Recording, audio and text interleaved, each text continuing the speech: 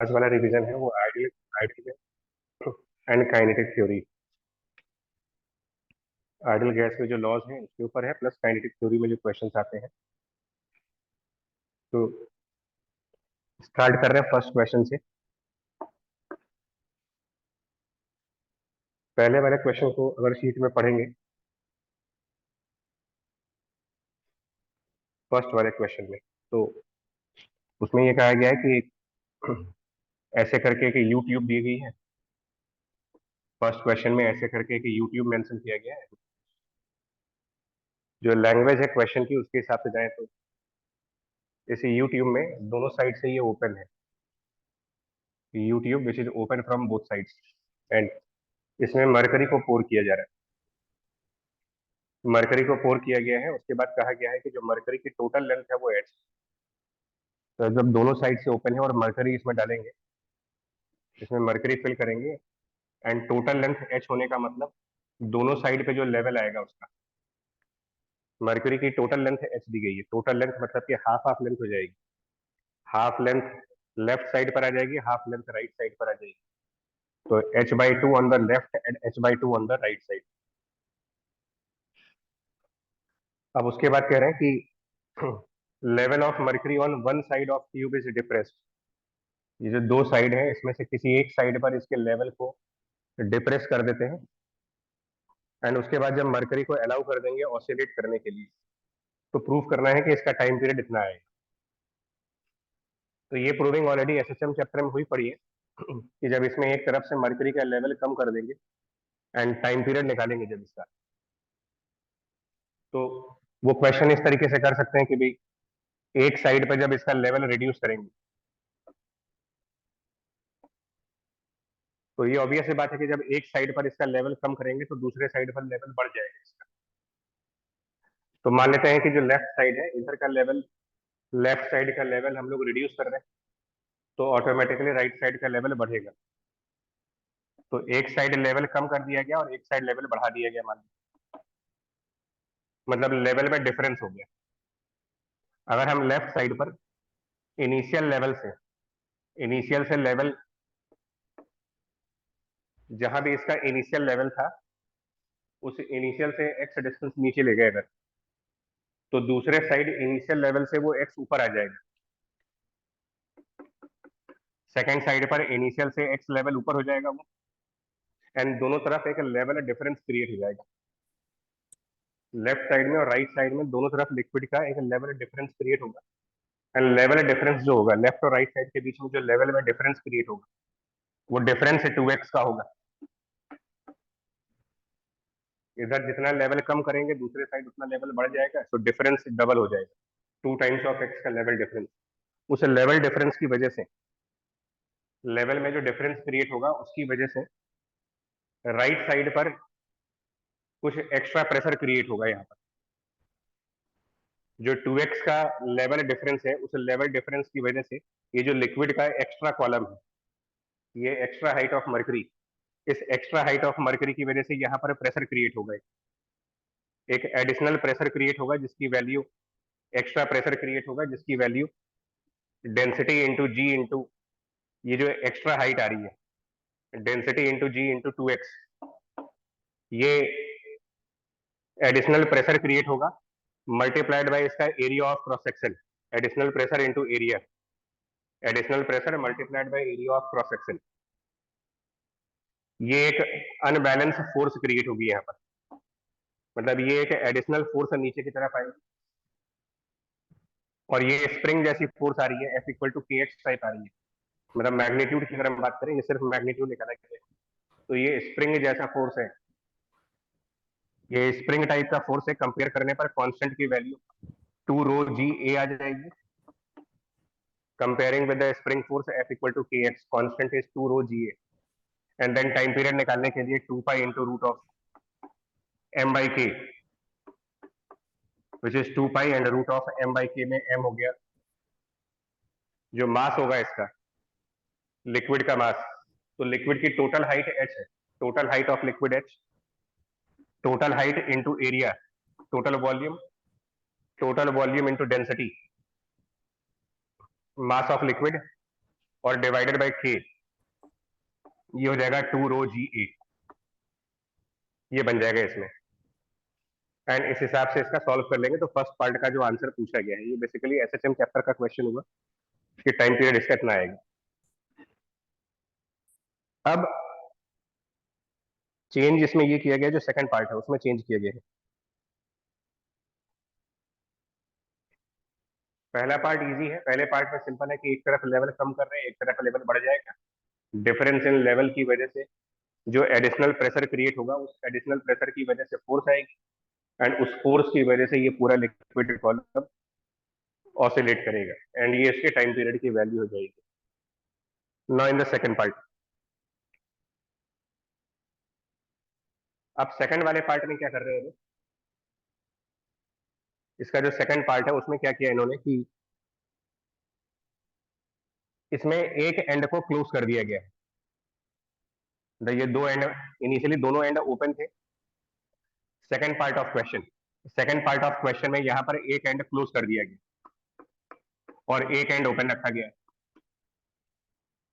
और जिस एंड को क्लोज किया है वहां पे जो एयर है उसकी लेंथ डिफाइन करी गई है कि ये एल इसकी लेंथ है, जो एयर है उसकी लेंथ एल मानी गई। और अब फिर से टाइम पीरियड निकालने को कह रहे हैं, फिर से इन्होंने कहा है कि टाइम पीरियड निकाले इसका दोबारा। तो अब यहां पर क्या प्रॉब्लम होगी, देखिए कि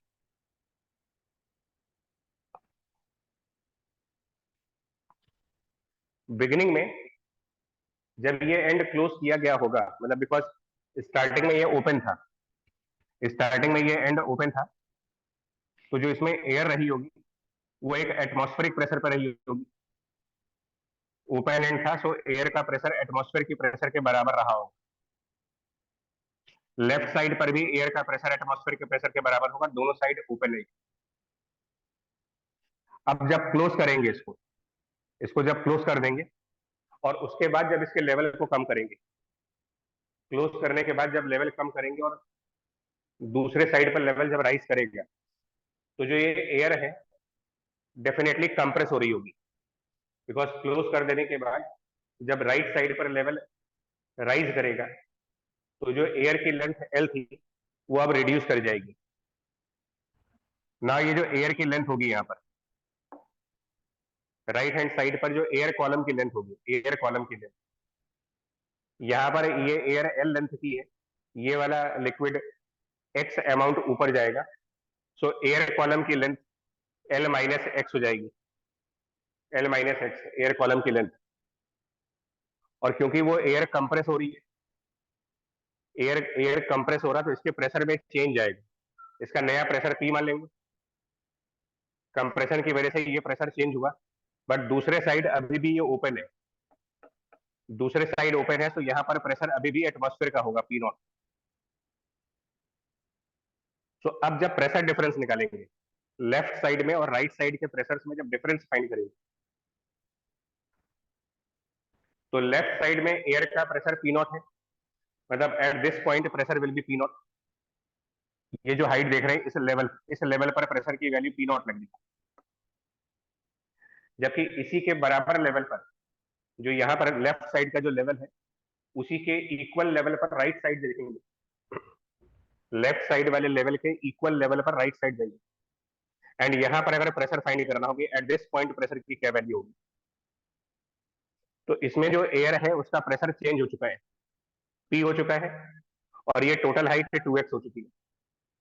तो now pressure at this point will be P plus जो एयर का प्रेशर पी एंड प्लस ये 2x हाइट का जो लिक्विड है, तो that means rho g multiplied by 2x। So अब प्रेशर में जो डिफरेंस बनेगा दोनों साइड सेम लेवल पर, सेम लेवल पर दोनों साइड के प्रेशर्स में जो डिफरेंस आएगा, लेफ्ट साइड राइट साइड के प्रेशर में डिफरेंस, वो इन दोनों को सब्ट्रैक्ट करेंगे तो P minus P naught plus 2 rho g x, and question में ये कहा हुआ है कि जो एयर का कंप्रेशन हुआ है वो एक एडियाबैटिक तरीके से हुआ है। मतलब जो यहाँ पर एयर कंप्रेस हो रही है उसको एडियाबैटिक तरीके से माना गया है, और अगर वो एडियाबैटिक तरीके से कंप्रेस हुई है, एयर का कंप्रेशन एडियाबैटिक प्रोसेस माना गया है, तो PV to the power gamma constant होना चाहिए। तो ये हमारी फर्स्ट इक्वेशन बनेगी। And then second equation, air का initial pressure P naught, air का initial pressure P naught multiplied by air का इनिशियल वॉल्यूम, एयर का initial volume area into length to the power gamma equal to, now the air का final pressure, air का final pressure multiplied by air की final volume, air की final volume area into L minus x and whole to the power gamma, adiabatic conditions में। Adiabatic conditions के हिसाब से चलेंगे तो नाउ ए और ए कैंसिल कर सकते हैं, इधर से एल कॉमन लेंगे, अगर एल कॉमन लेंगे तो L to the power gamma और L to the power gamma cancel होगा, एंड सो ये बनेगा पी नॉट, एल को कॉमन लेंगे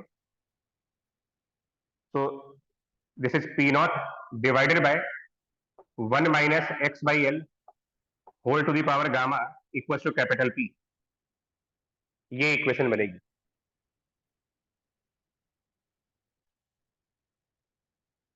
और क्योंकि इसमें जो डिप्रेस करने वाला पार्ट दिया गया है, इसमें जो डिप्रेस करेंगे वो बहुत ज्यादा नहीं करेंगे क्वेश्चन के हिसाब से,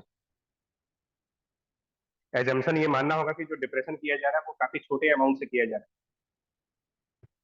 और डिप्रेशन को काफी स्मॉल मान करके, मतलब एक्स को स्मॉल मान करके यहाँ पर लगाएंगे बाइनोमियल अप्रोक्सीमेशन। जब यहाँ बाइनोमियल अप्रोक्सीमेशन लगाएंगे तो कैपिटल पी की वैल्यू आएगी पी नॉट,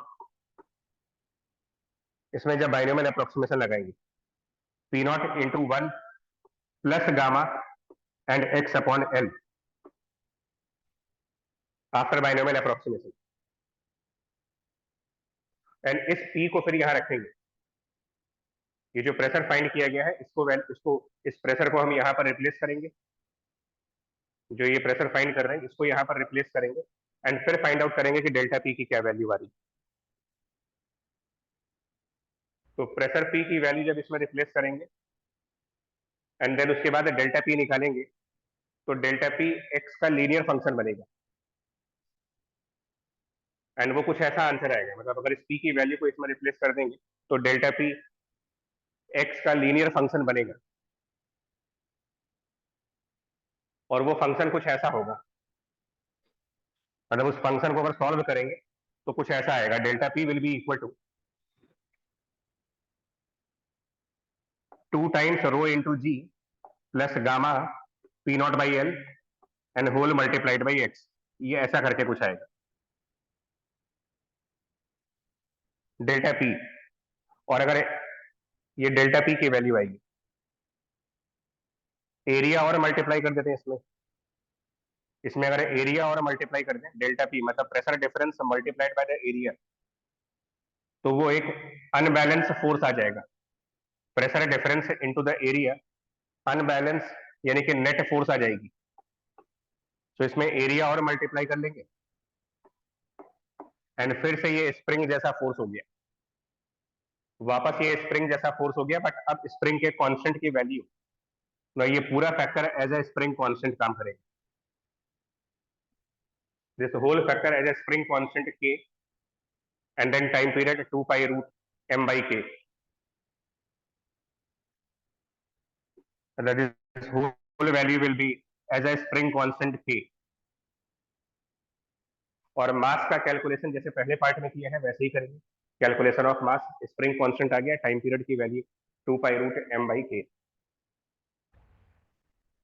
आइडिया सिर्फ इतना सा है कि अगर क्लोज एंड है और एयर या किसी भी गैस को अगर आप कंप्रेस कर रहे हो या एक्सपेंड कर रहे हो, क्लोज एंड की वजह से अगर एयर या गैस कहीं पर भी या तो एक्सपेंड कर रही हो या तो कंप्रेस कर रही होगी, तो कोई ना कोई थर्मोडायनेमिक प्रोसेस चल रहा होगा वहां पर। इन्होंने मेंशन किया है कि ये एडियाबैटिक प्रोसेस है, कभी कभी न्यूमेरिकल्स में मेंशन नहीं करेंगे, इन केस अगर मेंशन नहीं किया हुआ है तो बाय डिफॉल्ट हम ये मान के चल लेते हैं फिर कि ये एक आइसोथर्मल प्रोसेस रहा होगा, और आइसोथर्मल प्रोसेस में फिर हम लगाएंगे P1 V1 equal to P2 V2, मतलब effect of close and, effect of close and will be change in pressure, जब इधर का एयर कॉलम की लेंथ चेंज होगी तो उसकी वजह से प्रेशर चेंज होगी। प्रेशर कितना चेंज होगा उसके लिए थर्मोडायनेमिक प्रोसेस न्यूमेरिकल में या तो दिया जाएगा, नहीं देते हैं तो बाय डिफॉल्ट मान लेंगे कि वो एक कांस्टेंट टेम्परेचर प्रोसेस है। ये वाला कंसेप्ट भी हमने जेई के पीवाईक्यूज में कई बार क्वेश्चंस में देखा है। कई बार ऐसे क्वेश्चंस आए हैं जहां पर एक एंड क्लोज कर दिया गया है, उसके बाद लिक्विड राइज करा रहे हैं जिसकी वजह से एयर कॉलम की लेंथ चेंज हो रही है एंड उसमें प्रेशर वगैरह फाइंड आउट करना होता है।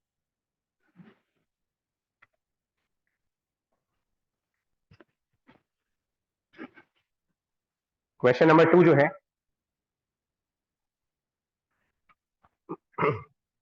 एक्चुअली इस शीट में जितने भी क्वेश्चंस हैं वो केटीजी चैप्टर के होंगे या तो फिर आइडियल गैसेस के होंगे, और जितने भी कंसेप्ट हैं वो सब इसमें ऐड करे गए हैं। सेकंड क्वेश्चन, ये जो लिखा हुआ है ना कि open glass tube of uniform bore, open glass tube of uniform BORE, bore, uniform bore मतलब cross sectional area. Open glass tube of uniform bore मतलब एरिया कांस्टेंट है, bent into the shape of L, L के shape में bend किया गया है। One arm is immerse in the liquid, other arm is in air and horizontal, मतलब ये चीज है, मतलब एल शेप का ट्यूब है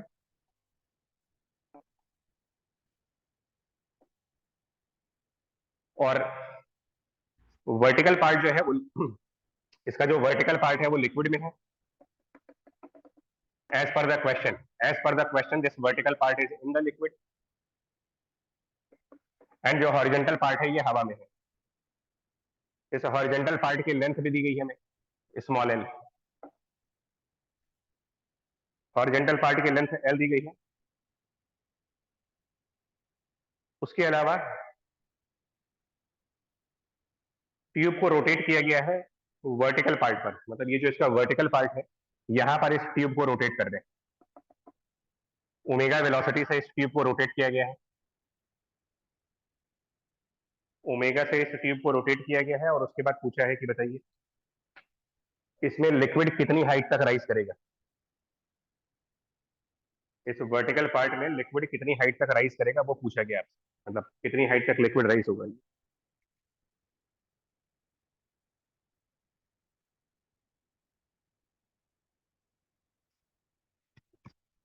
तो इसमें कंसेप्ट जो लगाओगे आप, इसमें जो कंसेप्ट लगाएंगे कि क्या कौन सा कंसेप्ट इसमें यूज करेंगे,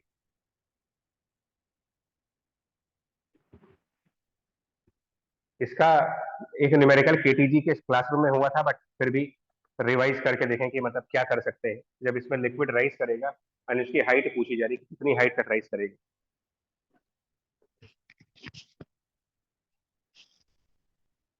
कोई आइडिया अगर देना चाहो आप, मतलब क्या कर सकते हैं इसमें किस तरीके से, अगर कोई आइडिया हो। रोटेटिंग ट्यूब्स के बारे में ऑलरेडी एक बार डिस्कस हुआ था कि जब कोई ट्यूब रोटेट करती है तो क्या करना चाहिए उसमें, तो रोटेटिंग ट्यूब्स के बारे में डिस्कशन हुआ है। बट देखिए फिर से बता रहे हैं, जब ये ट्यूब रोटेट करेगी तो आइडिया सुनिएगा, जो इसका हॉरिजेंटल पार्ट है, जो इसका हॉरिजेंटल पार्ट है इसमें जो एयर होगी, हॉरिजेंटल पार्ट में जो एयर होगी उसका प्रेशर वेरिएशन चल रहा होगा, उसका प्रेशर यहाँ वाले एंड पर और यहाँ वाले एंड पर बराबर नहीं होगा। हॉरिजेंटल पार्ट में जो एयर है उसके लिए राइट एंड और लेफ्ट एंड डिफरेंट प्रेशर आएंगे। उसका रीजन, इस प्रेशर में डिफरेंस का जो रीजन होगा, क्योंकि ये जो एयर होगी ये एक पर्टिकुलर एक्सिस के अबाउट रोटेट कर रही है, मतलब कि इस एयर के ऊपर कुछ सेंट्रिपिटल फोर्स लगना चाहिए। सो अगर प्रेशर वेरिएशंस को हम निकालें कि किस तरीके से यहाँ पर प्रेशर वेरी कर रहा होगा, तो जो पॉइंट एक्सिस पर है, जो पॉइंट एक्सिस पर है वहां पर प्रेशर को हम पी ए मान लेते हैं, ए फॉर एक्सिस। और जो फ्री एंड है इसका, जो फ्री एंड है यहाँ पर प्रेशर एटमॉस्फेयर का मान लेते हैं, पी नॉट। ओपन एंड पर एटमॉस्फेयर की वजह से प्रेशर है और एक्सिस वाले पॉइंट पर पी ए प्रेशर है। नाउ इनमें वेरिएशन किस तरीके से हो रहा हो, तो ये वेरिएशन निकालने के लिए एक बार लिक्विड के चैप्टर में बताया गया था कि गैसेस में और लिक्विड्स में प्रेशर वेरिएशन जब निकालना हो आपको, लिक्विड में और गैसेस में जहां पर भी प्रेशर वेरिएशन निकालना होता है, तो या तो वो ग्रेविटी की वजह से वेरी करता है या फिर एक्सेलरेशन की वजह से वेरी करता है। लिक्विड वाली रिवीजन क्लास में प्रेशर वेरिएशन का एक रूल बताया गया था, dp by D X is rho into A, ऐसे करके बताया गया होगा, dp by D X equal to rho A करके। इसमें प्लस और माइनस दो साइन बताए गए थे, और ये भी बताया गया था कि प्लस का साइन कब लेना होता है और माइनस का साइन कब लेना होता है। बताया ये गया था कि अगर पॉजिटिव एक्स डायरेक्शन, अगर पॉजिटिव एक्स डायरेक्शन एक्सेलरेशन के अपोजिट साइड पर है, पॉजिटिव एक्स डायरेक्शन और एक्सेलरेशन अगर ये दोनों अपोजिट साइड्स पर हैं तो पॉजिटिव साइन, और अगर पॉजिटिव एक्स डायरेक्शन और एक्सेलरेशन सेम डायरेक्शंस में है तो फिर negative sign.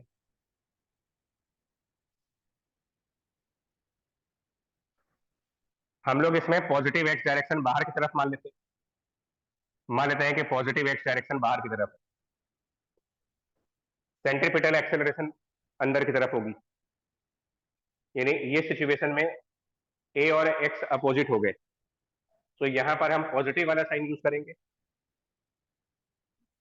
Means DP equal to, इसमें positive sign, rho acceleration centripetal form में, centripetal acceleration omega square X into D X, DP बराबर rho omega square X D X. अब क्योंकि ये इक्वेशन हम एयर के लिए लगा रहे हैं, ये जो इक्वेशन आप फॉलो कर रहे हैं वो एयर के लिए फॉलो कर रहे हैं, और एयर को हम आइडियल गैस मान रहे हैं, और जितनी भी आइडियल गैसेस होती हैं, जितनी आइडियल गैसेस हैं उनमें प्रेशर और डेंसिटी में एक रिलेशन चलता है,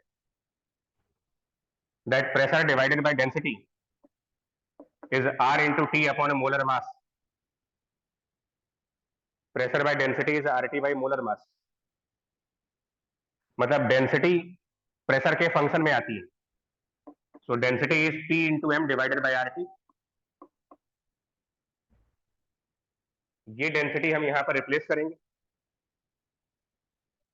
डेंसिटी की वैल्यू यहाँ पर रिप्लेस की जाएगी, which is P into M by R T, यहाँ रिप्लेस करेंगे। So D into P equal to P M by R T, यहाँ रिप्लेस करेंगे P M by R T, और उसमें से पी को नीचे ले जाइए, M omega square upon R T into X D x, और इसको इंटीग्रेट करेंगे जब, लिमिट ऑफ एक्स 0 से एल के लिए, एंड प्रेशर की लिमिट पी ए से पी नॉट के लिए, एंड इससे हम पी ए की वैल्यू निकालेंगे, मतलब प्रेशर एट पॉइंट ए निकालेंगे। ये सब कुछ करके pressure at point A find करेंगे।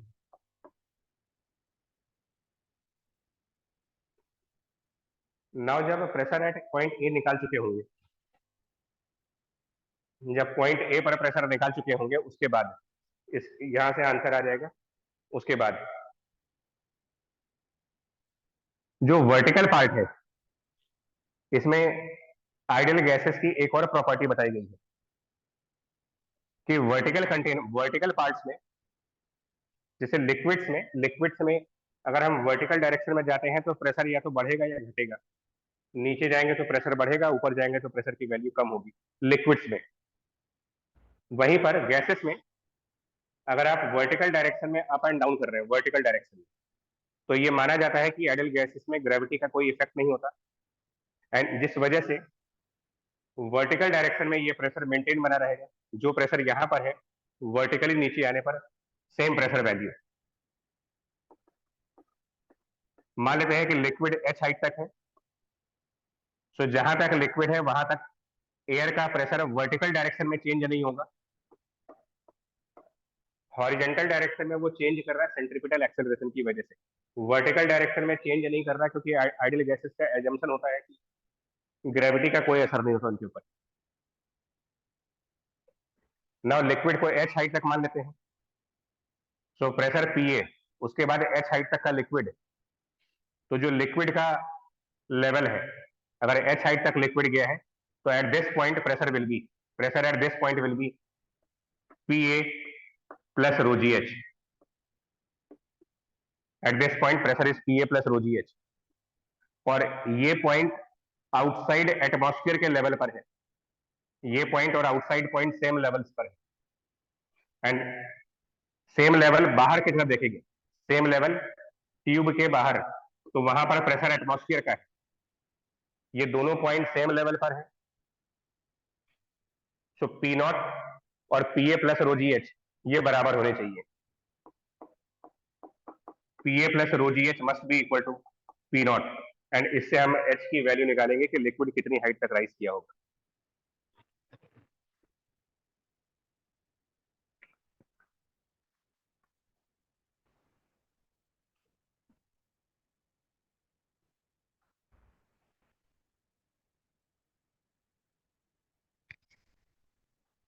ये प्रेशर वेरिएशन वाला जो रूल है ये लिक्विड्स में बताया गया है, एक बार उसको रिवाइज करने बार बार बोलना कि जो हम ये वेरिएशन का रूल बताते हैं ये लिक्विड के लिए भी काम करता है, गैसेस के लिए भी काम करता है।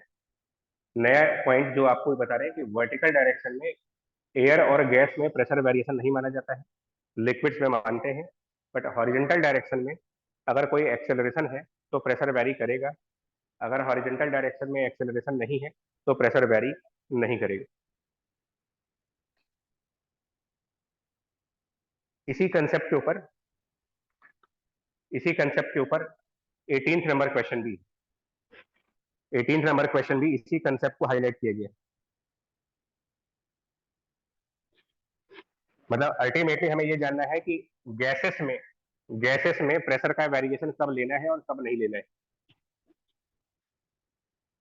तो यही क्वेश्चन 18th में देखें, अगर क्वेश्चन नंबर 18, तो 18th वाले क्वेश्चन में कह रहे हैं कि लैंग्वेज सही समझ जाओगे, horizontal tube. 18th number question में कहा गया है कि there is a horizontal tube, उसकी एक लेंथ डिफाइन करी गई है, दोनों साइड से क्लोज है, क्लोज फ्रॉम बोथ साइड, और इसको एक्सेलरेट किया गया है। Horizontal tube closed eight both ends and accelerated. इसके अंदर मोनोएटॉमिक आर्गन गैस रखी गई है, मोनोएटॉमिक गैस आर्गन, जिसका एक टेम्परेचर दिया हुआ है, मतलब एक तरीके से गैस है, टेम्परेचर उसकी वैल्यू टी दी गई है। और अब वो कह रहे हैं कि मतलब ये एक्सेलरेशन फाइंड आउट करना है। कंडीशन ये है कि जो आर्गन का, जो गैस का कंसंट्रेशन है, इस गैस की कंसंट्रेशन फ्रंट साइड पर और बैक साइड पर, फ्रंट और बैक पर इस गैस की कंसंट्रेशन में 1% का डिफरेंस है। मतलब ये जो गैस है इसका कंसंट्रेशन यहाँ पर और कंसंट्रेशन यहाँ पर डिफरेंस आ रहा है उसमें 1% का, तो वो 1% का डिफरेंस कौन से एक्सेलरेशन पर आएगा। कंसंट्रेशन डिफरेंस मतलब डेंसिटी में फर्क आया हो, अगर गैस की कंसंट्रेशन यहाँ अलग है और यहाँ पे अलग है तो डेफिनेटली इसका मतलब डेंसिटी ऑफ गैस यहाँ पर और यहाँ पर डिफरेंट है। और अभी जैसे हम लोगों ने लिखा था कि जो डेंसिटी ऑफ गैस होती है, आइडियल गैसेस की density, that is P into molar mass upon RT। तो as per question density at both ends different है, तो डेंसिटी डिफरेंट है इसका मतलब प्रेशर भी डिफरेंट, बिकॉज बाकी की सारी चीजें कॉन्स्टेंट है, molar mass constant, universal gas constant, temperature question में दे रखा है। तो एज पर क्वेश्चन अगर यहाँ और यहाँ डेंसिटी का फर्क आ रहा है तो वो फर्क प्रेशर की वजह से आ रहा होगा, मतलब कि इसमें प्रेशर वेरी कर रहा है, भले ही आइडियल गैस है, बट कंडीशन क्या है कि ये हॉरिजॉन्टल है और एक्सेलरेट हो रहा है। तो कहीं पर भी अगर हॉरिजॉन्टल ट्यूब दी जा रही है आप, और उसमें या तो लीनियर एक्सेलरेशन हो या सेंट्रीपिटल एक्सेलरेशन हो, प्रेशर वेरिएशन होगा। उस वेरिएशन को फाइंड आउट करने के लिए कि वो वेरिएशन कितना है, तो उसके लिए आप एक काम कर सकते हो, पॉजिटिव एक्स डायरेक्शन अगर मैं राइट साइड मान लेता हूं तो अब की बार एक्स डायरेक्शन और एक्सेलरेशन सेम डायरेक्शन मानी गई, इन दोनों को सेम डायरेक्शन में दिया जा रहा है। तो अब हम लगाएंगे dp by D X equal to minus of rho into A. पिछले न्यूमेरिकल में अपोजिट थे तो प्लस लिया था, सेम डायरेक्शन है तो माइनस लेंगे। और अब पिछला वाला क्वेश्चन सर्कुलर मोशन टाइप का था तो वो सेंट्रीपिटल एक्सेलरेशन चल रही थी, यहाँ पर लीनियर एक्सेलरेशन है। And so d P equal to minus rho acceleration into D x. और ये जो इक्वेशन है जो आइडियल गैस में लगाते हैं, ये जो इक्वेशन है इसके हिसाब से by this equation d of rho is equal to m by R T and d of P. D of rho equal to m by R T into d P. तो हम डीपी को replace कर सकते हैं, यहां पर DP replace कर सकते हैं और उसकी जगह डेंसिटी का टर्म ला सकते हैं। डीपी को रिप्लेस कर सकते हैं एंड डीपी को रिप्लेस करके R T D of rho divided by M. So it becomes R T upon M D of rho, और ये रो नीचे डिवाइड कर लेते हैं, equal to minus A D X. Integrate करेंगे x को 0 से l तक के लिए, इधर 0 मान लेंगे इधर l मान लेंगे, और डेंसिटी को रो1 और रो2 मान लेते हैं। मतलब यहां पर डेंसिटी को रो1 मान लेते हैं, यहां पर डेंसिटी को रो2 मान लेते हैं। So rho one and rho two limits, lower limit rho one, upper limit rho two. And question में रो1 और रो2 का ही डिफरेंस दिया गया, डेंसिटीज का ही डिफरेंस 1% दिया गया। सो 18th नंबर क्वेश्चन, मतलब कंसेप्ट के ऊपर फोकस करें। कंसेप्ट ये है कि अगर गैस हॉरिजॉन्टल पार्ट में है और उसमें किसी भी तरीके का एक्सेलरेशन है तो उसके प्रेशर में वेरिएशन चल रही होगी, उस वेरिएशन को इस मेथड से निकाल सकते हैं।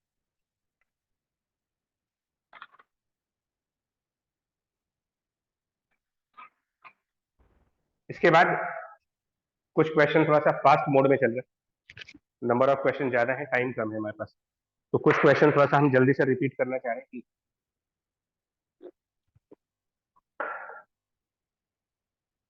मैं एक बार फिर मेंशन कर रहा हूँ, वर्टिकल ट्यूब होगी तो प्रेशर वेरिएशन नहीं होगा। वर्टिकल ट्यूब्स में प्रेशर वेरिएशन तब होगा अगर गैस है और वर्टिकल पार्ट्स में है, उसमें भी प्रेशर वेरिएशन होगा, बट वो वेरिएशन किसी थर्मोडायनेमिक प्रोसेस की वजह से होगा, मतलब एयर के कंप्रेस और एक्सपेंड करने की वजह से होगा, और किसी वजह से नहीं होगा। हॉरिजेंटल पार्ट है तो ध्यान दीजिए, इसमें ना तो कंप्रेशन हुआ है ना तो एक्सपेंशन हुआ है, फिर भी प्रेशर इस पॉइंट से इस पॉइंट तक चेंज हो रहा है, वो एक्सेलरेशन का इफेक्ट है वहां पर।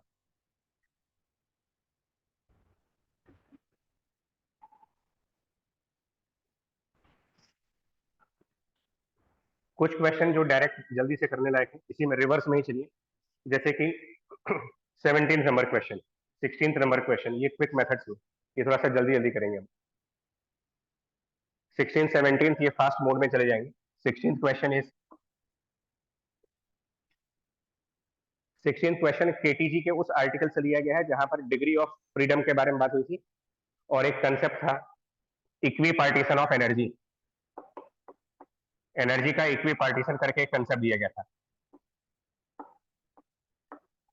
सिर्फ उसको रिमाइंड करने के लिए क्वेश्चन डाला गया है कि इक्वी पार्टीशन ऑफ एनर्जी क्या कहता है। मतलब इसमें क्या कहा गया था कि इसमें यह कहा गया था कि कोई भी आइडियल गैस होगी, उसकी जितनी भी डिग्री ऑफ फ्रीडम होंगी, हर एक डिग्री ऑफ फ्रीडम के करस्पॉन्डिंग, हर एक डिग्री ऑफ फ्रीडम के करस्पॉन्डिंग जो काइनेटिक एनर्जी दोगे आप उसकी, for every degree of freedom is half के T. This was energy of each degree of freedom.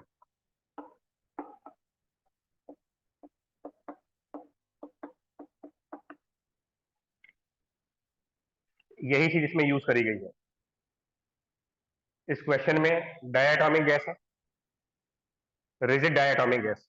Diatomic gas की डिग्री ऑफ फ्रीडम 5 होती है, रिजिड रिजिड डायटोमिक की 5 होती है।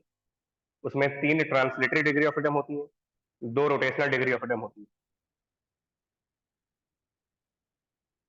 3 translatory degree of freedom, 2 rotational degree of freedom, total 5 होती है degree of freedom for any diatomic gas. Law के according हर एक डिग्री ऑफ फ्रीडम की एनर्जी हाफ के टी, जितनी भी डिग्री ऑफ फ्रीडम है सबकी एनर्जी हाफ के टी। तो इस हिसाब से अगर हम इसमें आंसर निकालें, हर एक डिग्री ऑफ फ्रीडम मतलब कि जो रोटेशनल डिग्री ऑफ फ्रीडम है उसकी भी एनर्जी हाफ के T, translated degree of freedom उसकी भी हाफ के टी। तो अगर हम उस पॉइंट ऑफ व्यू से चलते हैं तो half I omega square, half I omega square, ये रोटेशन के 1 डिग्री ऑफ फ्रीडम की एनर्जी है। रोटेशन की 1 डिग्री ऑफ फ्रीडम की एनर्जी इतनी होगी, और रोटेशन की 2 डिग्री ऑफ फ्रीडम, रोटेशन की यहाँ पर 2 डिग्री ऑफ फ्रीडम है, और पर degree of freedom it is half के टी। क्वेश्चन के हिसाब से हर एक डिग्री ऑफ फ्रीडम हाफ के टी, तो दिस इज हाफ के टी।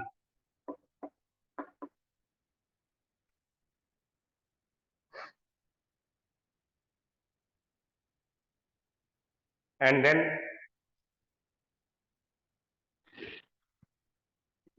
इसको स्टेटमेंट याद करिएगा, बिकॉज ये नॉर्मल चीजें हैं, जनरली मतलब हम भूल जाते हैं कि मैं क्या कहा गया था उसको। जितनी भी डिग्री ऑफ फ्रीडम है सबकी एनर्जी को हाफ के टी करके हम इसमें से ओमेगा की वैल्यू निकाल सकते हैं। बट यहाँ जो ओमेगा है वो क्या है, इसलिए ध्यान देना, इसमें जो ओमेगा यूज कर रहे हैं वो क्या है। तो थोड़ा सा मैं अगर रिकॉल करूं कि जब हमने केटीजी में प्रूविंग्स करी थी, केटीजी में जब प्रूविंग करी गई थी, तो हम लोगों ने ट्रांसलेटरी काइनेटिक एनर्जी को ऐसे लिखा था। जब हम ट्रांसलेटरी काइनेटिक एनर्जी लिखते थे तो हम लिखते थे कि it is half m velocity का एक्स कंपोनेंट का square plus half m velocity के वाई कंपोनेंट का square plus half m velocity की जेड कंपोनेंट का स्क्वायर, ऐसे मानते थे हम लोग। और केटीजी के प्रूविंग में एक बात कही गई थी, केटीजी के प्रूविंग में ही ये बात कही गई थी कि जो वी एक्स है और वी वाई है और जो वी जेड है, V X V Y V Z, इन सबको बराबर माना गया था, और इन सब की वैल्यू को v अपॉन √3 माना गया था। माना गया था कि ये v बाई √3 होगा। मतलब गैस मॉलिक्यूल की अगर टोटल स्पीड v है तो ये सब v बाई √3 माने गए थे, ये डेरिवेशन के अंदर है। और हर एक वैल्यू, मतलब ये जो वैल्यू है ये भी हाफ के टी है, ये जो वैल्यू है ये भी हाफ के टी है, इन सबको हाफ के टी माना गया। ये भी हाफ के टी, ये भी हाफ के टी, ये भी हाफ के टी। और इसमें जो v यूज किया जाता है, इस डेरिवेशन में जो v यूज करते हैं, मैक्सिमम स्पीड डिस्ट्रीब्यूशन में 3 तरीके की स्पीड्स के बारे में बात की गई है, average speed, most probable speed और आरएमएस स्पीड के बारे में। काइनेटिक एनर्जी का जब डेरिवेशन कर रहे थे तो काइनेटिक एनर्जी के डेरिवेशंस में जो स्पीड हम यूज करते हैं that is always RMS speed. In all the derivations of kinetic energy it is RMS speed. √3 का फैक्टर कहां से आता है, √3 का फैक्टर वहां से आता है कि अगर वेलोसिटी के 3 कंपोनेंट्स हैं तो रिजल्टेंट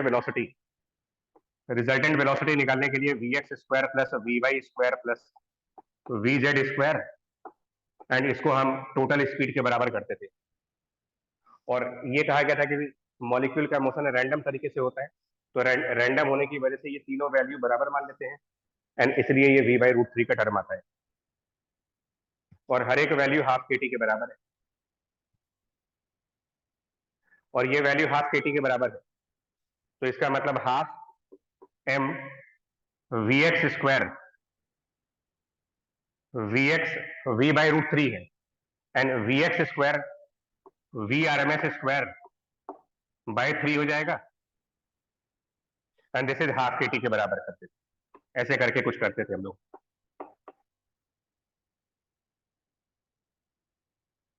और इसी 3 को जब इधर मल्टीप्लाई कर देते थे तो ये कह देते थे कि ट्रांसलेटरी काइनेटिक एनर्जी 3/2 के टी होती है।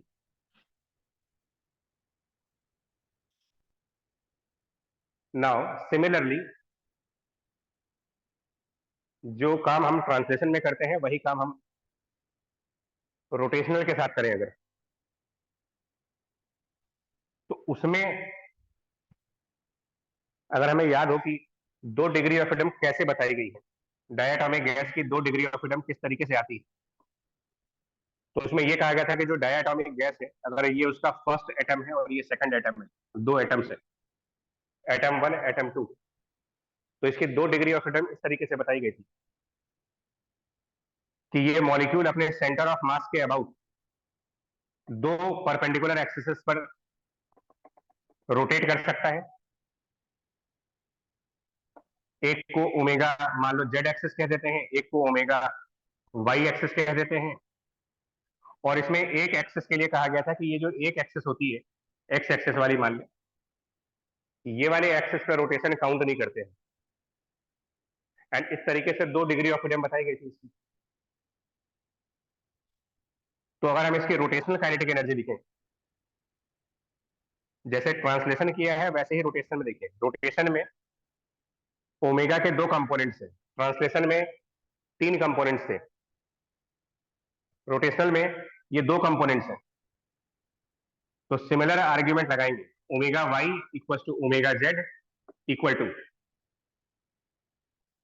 बस फर्क है, इसको लिखेंगे ओमेगा आरएमएस अपॉन √2 लिखेंगे इसको।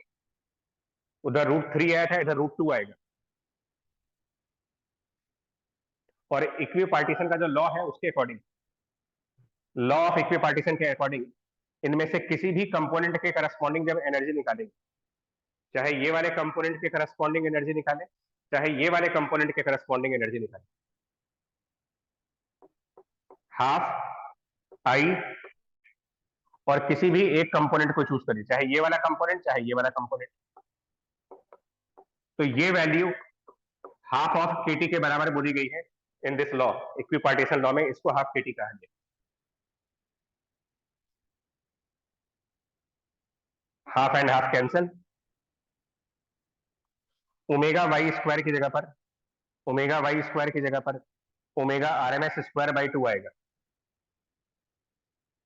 तो ये वाला रिलेशन अगर हम यूज कर ले यहाँ पर, देन जाकर के इस क्वेश्चन का प्रॉपर आंसर आएगा। ओमेगा आरएमएस यहां से आएगा इसमें।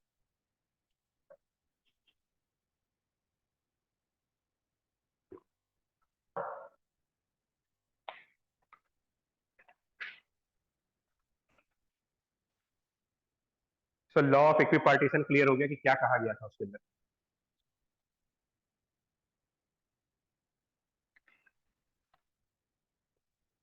जो 17th नंबर क्वेश्चन है,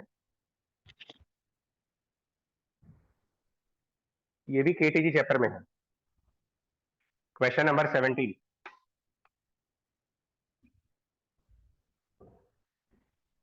ये मैं इसलिए डिस्कस कर रहा हूँ क्योंकि ये छोटे छोटे कंसेप्ट यूजुअली हमारे माइंड में रहते नहीं है, बड़े बड़े क्वेश्चन हम लगा रहे हैं और ये दिमाग से गायब है। 17th नंबर क्वेश्चन में, ये भी इजी क्वेश्चन है, प्रोवाइडेड कि इसका जो रिजल्ट है वो सही समय पर याद आ जाए। रेट ऑफ कोलिजन की बात की है इन्होंने, rate of collision, KTG chapter में इसके बारे में डिस्कस हुआ है कि रेट ऑफ कोलिजन,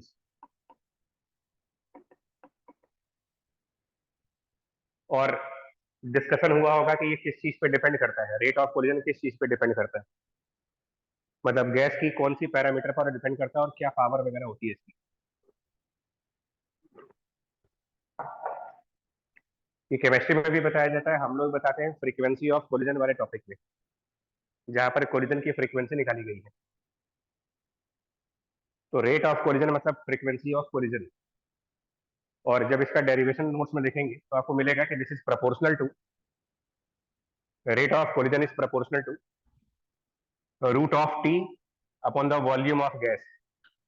मैं डेरिवेशन नहीं करा रहा, बट रिजल्ट रिमाइंड करा रहे हैं कि रेट ऑफ कोलिजन केटीजी के उस आर्टिकल में मिला गया जहां पर mean free path collision frequency को डिराइव किया गया।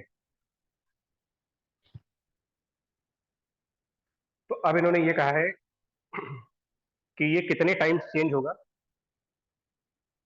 ये वैल्यू कितने टाइम्स चेंज करेगी अगर एडियाबैटिक तरीके से एक्सपेंशन किया जाए और वॉल्यूम ईटा टाइम्स बढ़ा दे। एडियाबैटिक प्रोसेस में अगर वॉल्यूम की वैल्यू ईटा टाइम्स इंक्रीज करेंगे तो रेट ऑफ कोलिजन कितने टाइम्स चेंज होगा। तो वॉल्यूम तो आप इंक्रीज कर रहे हो ईटा टाइम्स। ना हमको ये निकालना पड़ेगा कि टेम्परेचर कितने टाइम्स चेंज होगा। अगर वॉल्यूम ईटा टाइम्स बढ़ा रहे हैं तो टेम्परेचर कितने टाइम्स चेंज होगा इन एडियाबैटिक प्रोसेस। तो एडियाबैटिक प्रोसेस में टेम्परेचर और वॉल्यूम में भी रिलेशन है। किसी भी एडियाबैटिक प्रोसेस में आप P V to the power gamma constant लिखते हो, और यहीं से हमारा एक रिलेशन टेम्परेचर के फॉर्म में आता है कि temperature and volume to the power gamma minus one is also constant. तो अगर हम वॉल्यूम को बढ़ाएंगे, अगर ये चीज हम किसी फैक्टर से बढ़ा रहे होंगे, इसको अगर हम किसी फैक्टर से बढ़ा रहे हैं तो टेम्परेचर भी किसी फैक्टर से कम हो रहा होगा। तो वॉल्यूम में क्या चेंज हुआ है ये क्वेश्चन में दिया गया है। टेम्परेचर में क्या चेंज आएगा वो हम यहाँ से पता लगाएंगे, और जब टेम्परेचर वॉल्यूम दोनों का चेंज मिल जाएगा तब बता सकते हैं कि रेट ऑफ कोलिजन में क्या चेंज आएगा।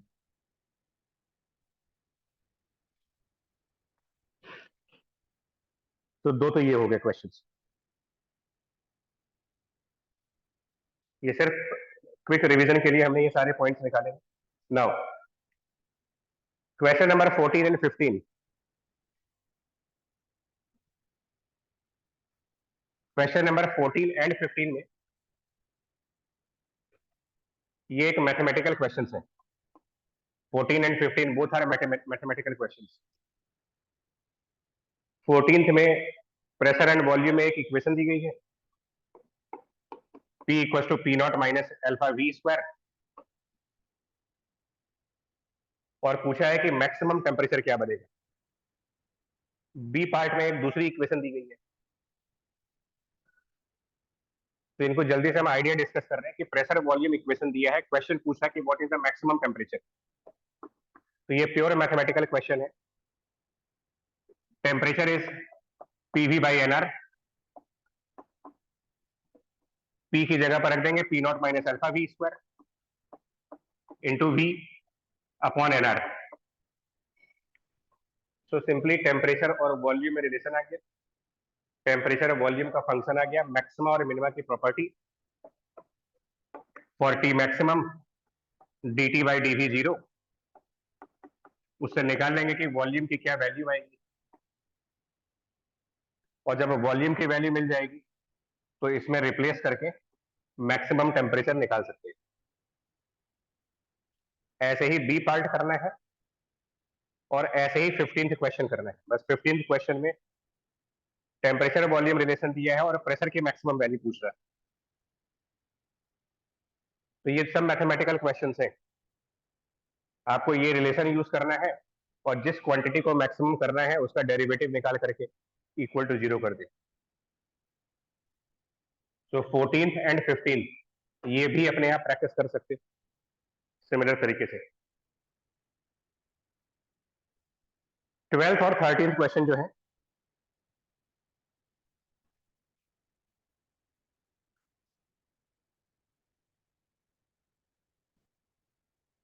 मतलब ये प्योर मैथमेटिकली अपने आप हो जाना चाहिए क्वेश्चन, सिंपल सा, इसमें कोई कंसेप्ट नहीं है। 12th 13th कंसेप्ट के ऊपर है। क्वेश्चन नंबर 12 और क्वेश्चन नंबर 13 में कंसेप्ट। 12th और 13th इंटेंशनली एक अलग तरीके से क्वेश्चन बनाए गए हैं। तो 12th एंड 13th के लॉजिक्स क्या है ये देखिए। जैसे 12th क्वेश्चन में कह रहा है कि a tall vertical cylinder, a tall cylinder, tall मतलब सिलेंडर की हाइट काफी ज्यादा है। सिलेंडर की हाइट काफी ज्यादा है, उसमें गैसियस नाइट्रोजन है और यूनिफॉर्म ग्रेविटेशनल फील्ड दिया गया है। अब इंटरेस्टिंग पार्ट ये है कि टेम्परेचर वेरी कर रहा है इसके अंदर और डेंसिटी कांस्टेंट है। मतलब एक सिलेंडर दिया गया है, अ टॉल सिलेंडर, मतलब काफी ज्यादा लंबाई है इसकी।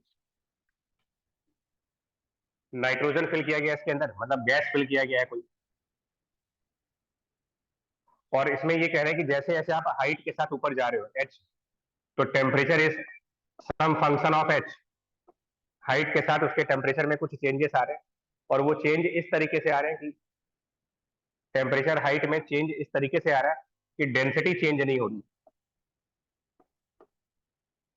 जैसा क्वेश्चन में कहा गया है कि डेंसिटी चेंज नहीं हो रही है, और आपसे कि बताइए dt बाई डी एच कितना हो।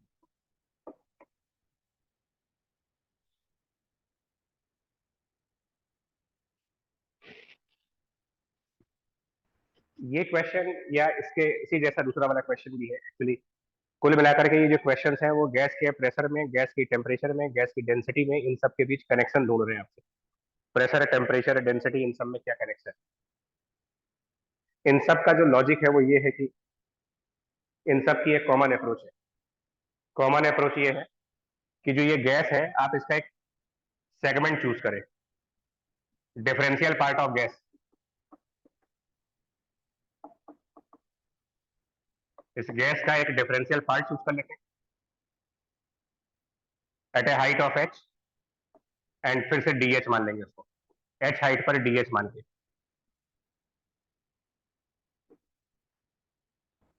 सपोज करेंगे कि h हाइट पर प्रेशर की वैल्यू p है और dh हाइट ऊपर जाने पर प्रेशर की वैल्यू p प्लस dp है। At height h pressure is p, h plus dh, p plus dp। और इस हाइट पर डेंसिटी को रो मान लेते हैं। मतलब सब कुछ इंस्टेंटेनियसली डिफाइन किया गया है, सब कुछ हाइट के फॉर्म में दिखा रहे हैं कि एक पर्टिकुलर हाइट पर ये प्रेशर है, एक पर्टिकुलर हाइट पर ये डेंसिटी है, एक पर्टिकुलर हाइट पर ये टेम्परेचर है। सब कुछ हाइट के हिसाब से देखिए। At this height pressure is P, at this height density is rho, at this height temperature is T। अब किसी पर्टिकुलर हाइट पर, एट पर्टिकुलर हाइट h,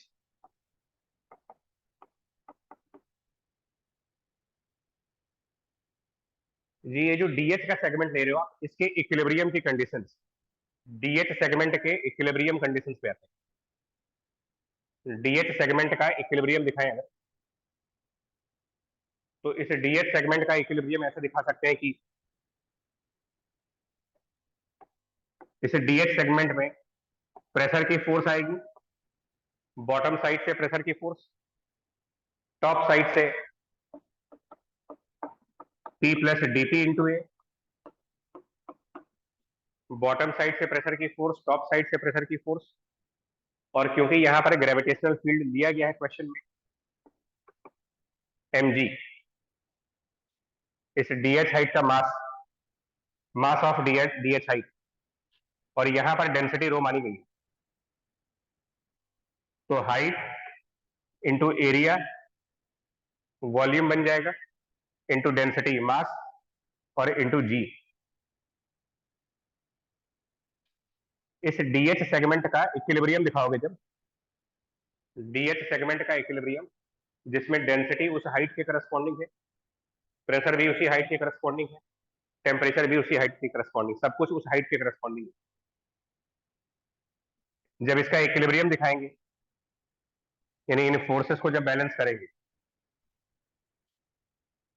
तो एक रिलेशन मिलेगा आपको, इन फोर्सेस को बैलेंस करके एक रिलेशन मिलेगा, dp इक्वल टू, इनको जब बैलेंस करेंगे तो dp equal to minus rho g dh, ये रिलेशन आएगा। हालांकि ये रिलेशन लिक्विड्स में ऑलरेडी बताया जा चुका है, dp equal to minus rho g dh। तो ये यहां तक तो कॉमन वर्किंग है, 12 13 दोनों की कॉमन वर्किंग है।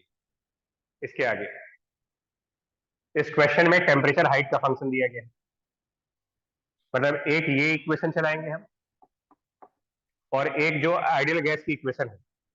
आइडियल गैस की इक्वेशन ये है that pressure equal to density into R P upon M.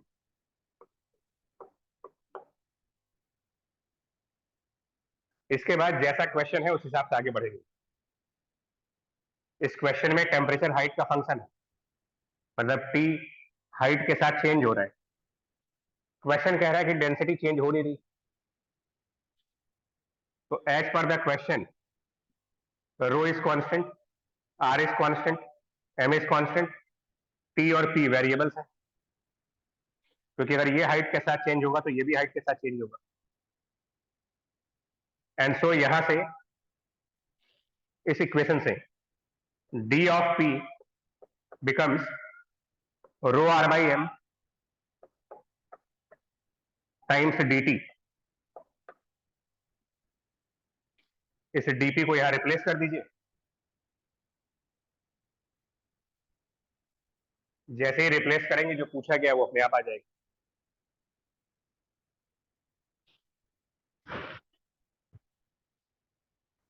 मतलब ये दो इक्वेशंस जनरलाइज्ड है, इसके आगे जो करना है वो क्वेश्चन के अकॉर्डिंग करना है।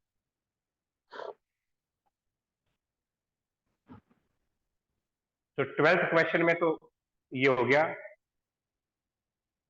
13th क्वेश्चन में भी हम फर्स्ट और सेकंड इक्वेशंस ऐसे ही बनाएंगे, बट उसके बाद की वर्किंग चेंज हो जाएगी, क्योंकि 13th नंबर जो क्वेश्चन है उसमें क्या कहा गया है। 13 नंबर क्वेश्चन में रो कांस्टेंट नहीं है। 13 नंबर क्वेश्चन में ये कह रहे हैं कि pressure divided by rho to the power n, ये कांस्टेंट है, मतलब ये वैल्यू इंडिपेंडेंट ऑफ हाइट दी गई है।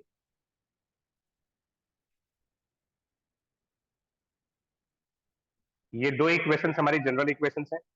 उसके बाद कह रहा है कि pressure upon density to the power n is a constant independent of height है।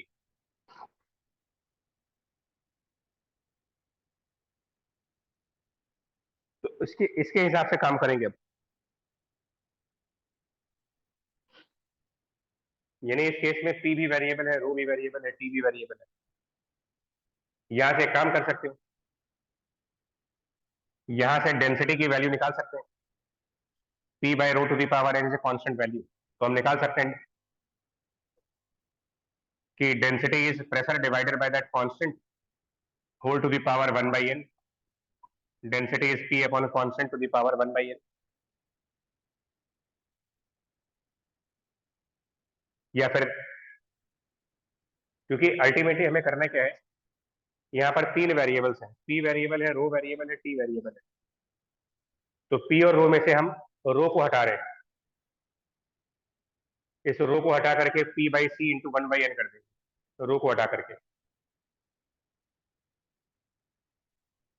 तो इस रो को जब हटाएंगे तो P equal to P by constant to the power 1 by N बन गया।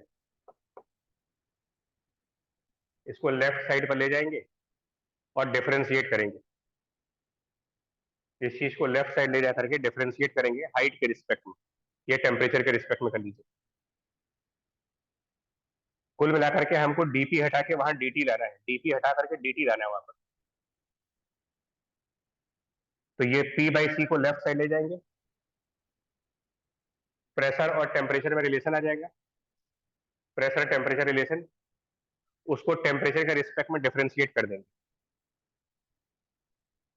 मतलब P equal to P by C power 1 by N में इस क्वांटिटी को लेफ्ट साइड ले जाएंगे, प्रेशर और टेम्परेचर में रिलेशन आएगा, डिफरेंशिएट करेंगे जब उसको, तो डीपी बाई डी की एक वैल्यू आएगी, कुछ वैल्यू आएगी इसको डिफरेंशिएट करके, उसमें से डीपी मिल जाएगा हमको। डीपी को फर्स्ट इक्वेशन में रखेंगे एंड वहां से dt बाई डी एच निकालना है मेरे को।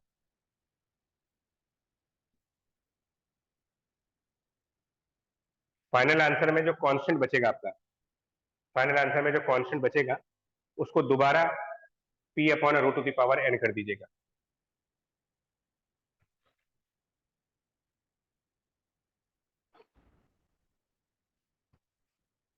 एक्चुअली ये सारे क्वेश्चंस मतलब कोई एक फिक्स अप्रोच पर नहीं चल रहे। आइडियल गैस और काइनेटिक थ्योरी में जो क्वेश्चंस आते हैं वो बिल्कुल रैंडम तरीके के। थर्मोडायनेमिक के लॉज हैं उसमें सिस्टमैटिक क्वेश्चन आता है कि भाई ये प्रोसेस है, ये वर्क है।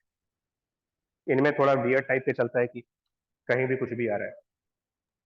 11th नंबर क्वेश्चन में सर इसमें प्रेशर मतलब कैसे माना कि वेरिएबल है? अभी हाइट के साथ माना था कि कांस्टेंट था। देखिए, आइडियल गैसेस में हम ये मानते हैं कि जो हमने क्या कहा था, जो क्वेश्चन पीछे लिया था इन्होंने ग्रेविटी मेंशन किया ना, मैंने पीछे रीजनिंग भी दी थी कि हम आइडियल गैसेस में ग्रेविटी का इफेक्ट हम मानते ही नहीं है। मतलब हम ये मानते हैं कि वहां पर ग्रेविटी नहीं है, ये हमारा एजम्पशन होता है आइडियल गैसेस में। अब जब इन क्वेश्चंस में ग्रेविटी स्पेसिफाई करके दे रहे हैं वो, इन हमने कहा था कि वर्टिकल टाइप में हम गैसेस में प्रेशर वेरिएशन इसलिए नहीं मानते क्योंकि हम ये एज्यूम करते हैं कि ग्रेविटी का कोई असर नहीं हो रहा उसके ऊपर। अब जब वो उसी एजम्पशन को विड्रॉ कर दिया इन्होंने, इन न्यूमेरिकल्स में कह रहे हैं कि एक्सेलरेशन कंसीडर करिए, जी का इफेक्ट लीजिए वहां पर, यस सर, ठीक है। इसलिए ये काम कर रहे हैं। क्वेश्चन नंबर 11 में प्रेशर वॉल्यूम में एक रिलेशन दिया गया है, which is P naught divided by 1 plus V by V naught cube.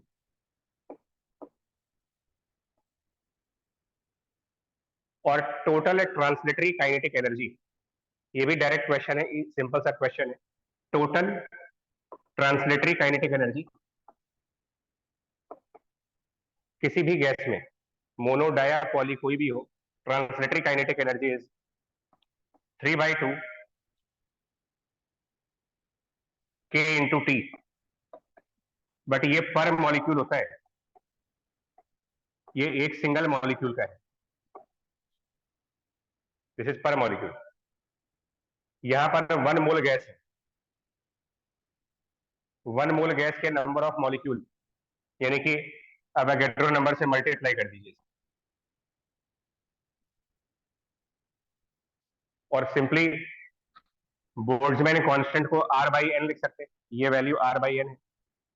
Boltzmann constant is R divided by Avogadro number.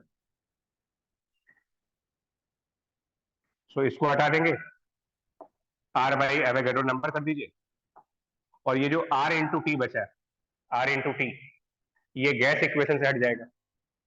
R into T ideal gas equation PV equal to nRT से, इसको P multiplied by V लिख देंगे and then easily question solve कर लेंगे। Number of मोल 1 दे रखा है इस question. तो ये छोटे छोटे कंसेप्ट रिवाइज करने के लिए था।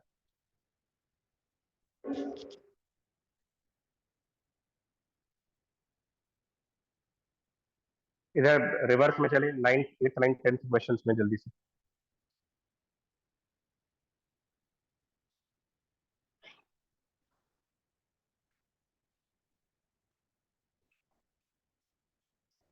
एट्थ 9th 10th क्वेश्चंस में जाए तो ये जो क्वेश्चंस हैं ये एक डिफरेंट स्टाइल पर है। इसमें स्टाइल डिफरेंट नहीं है बट केटीजी के जो पॉइंट्स हैं वो हाईलाइट किए गए हैं इसमें। 10th number question,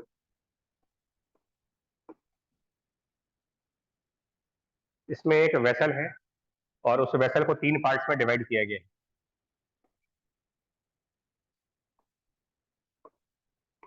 H2, O2, N2, 3 parts में इक्वल पार्ट्स हैं और वॉल्यूम दे रखा है आपको। टोटल वॉल्यूम दे रखा है ऊपर 30 litre, 30 litre is the total volume and 3 equal parts. मतलब इस वॉल्यूम को V/3 मान लेते हैं, इस वॉल्यूम को V/3 मान लेते हैं, इसको V/3 मान लेते हैं एंड वॉल्यूम गिवन है। इनके मासेस भी गिवन है। हाइड्रोजन 30 ग्राम लिया गया है, ऑक्सीजन 160 ग्राम, नाइट्रोजन 70 ग्राम।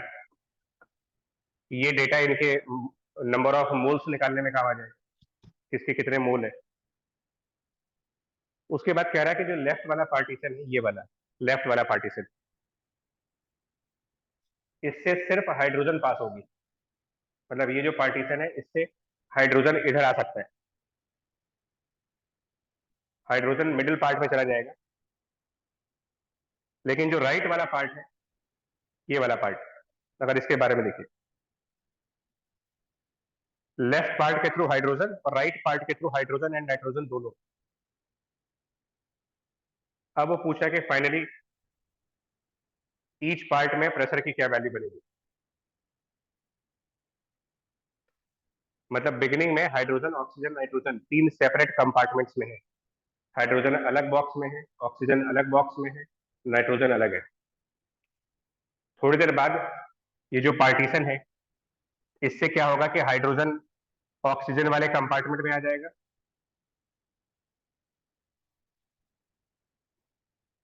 इधर, और राइट वाले पार्टीशन के बारे में कह रहे हैं कि इसके थ्रू हाइड्रोजन पास हो सकती है और नाइट्रोजन भी पास हो सकती है, इधर से, यानी कुछ नाइट्रोजन इधर आ जाएगा ऑक्सीजन वाले पार्ट में, और हाइड्रोजन कुछ नाइट्रोजन वाले पार्ट में चला जाएगा, जैसा क्वेश्चन में कहा गया उस हिसाब से।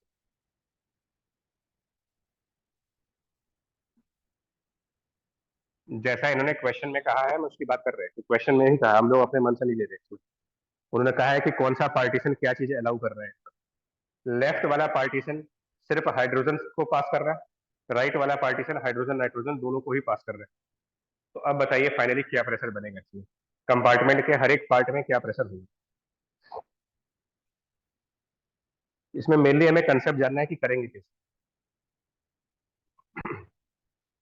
यानी कि बाद में जब गैसेस इधर उधर भाग जाएंगी तो बाद में लेफ्ट पार्ट में क्या होगा। As per language of question, left part में तीनों गैसेस होंगी या कोई एक सिंगल गैस होगी या दो गैसेस होंगी लेफ्ट पार्ट में, as per the language of question. तो लेफ्ट पार्टीशन हाइड्रोजन को पास कर रहा है, ऑक्सीजन को नहीं, तो यहां पर सिर्फ ओनली H2 होगा, बट मास कुछ कम हो चुका होगा उसका, 30 ग्राम नहीं बचेगा वो, क्योंकि कुछ हाइड्रोजन उसमें से चला गया होगा तो कम हो चुका होगा।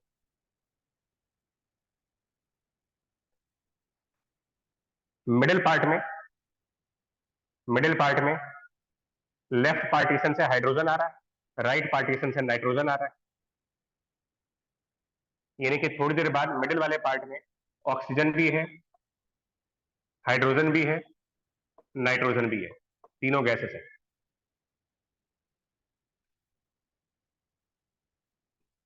और राइट वाले पार्ट में यहां से हाइड्रोजन और नाइट्रोजन पास हो रहा है, तो नाइट्रोजन ऑलरेडी है इसमें, यानी कुछ हाइड्रोजन आ जाएगा इसमें, यानी ये N2 प्लस H2 इस तरीके से होगा ये।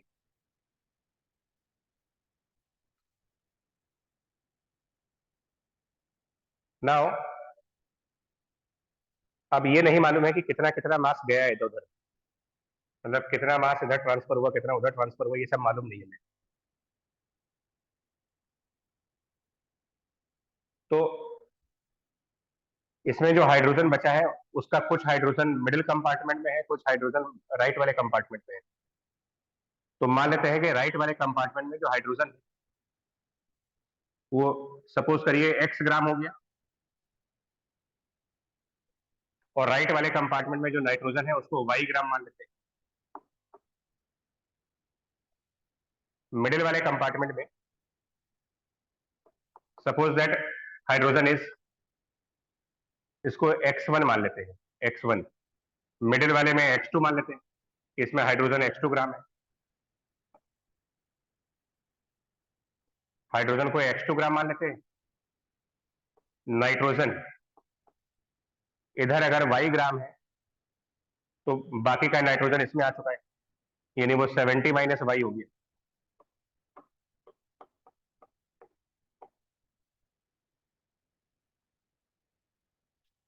और ऑक्सीजन कहीं गया नहीं, तो ऑक्सीजन जितना था उतना है, 160 ग्राम।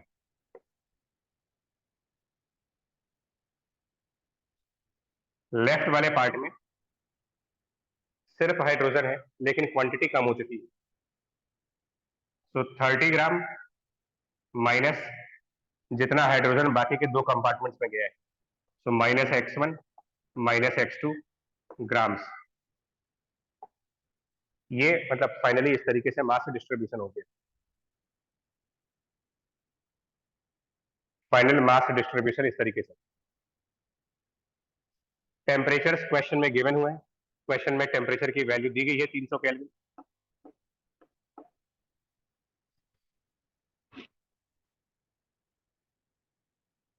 Temperature is already given 300 kelvin. Volume given है, इक्वल पार्ट्स हैं, ये सब दे रखा है, इनिशियल मासेस गिवन है।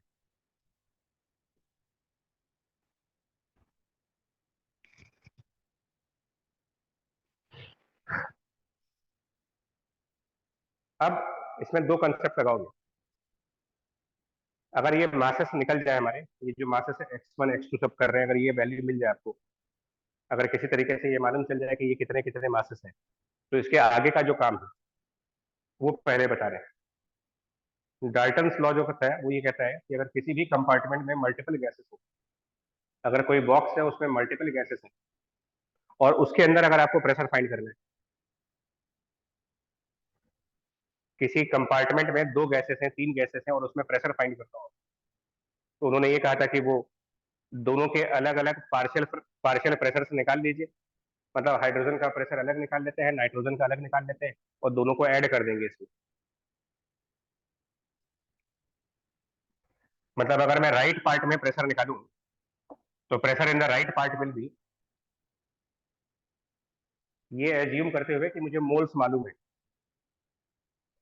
तो जितने मोल नाइट्रोजन के हैं इनटू आरटी अपॉन वॉल्यूम, ये नाइट्रोजन की वजह से प्रेशर जनरेट हो रहा होगा डाल्टन्स लॉ के हिसाब से,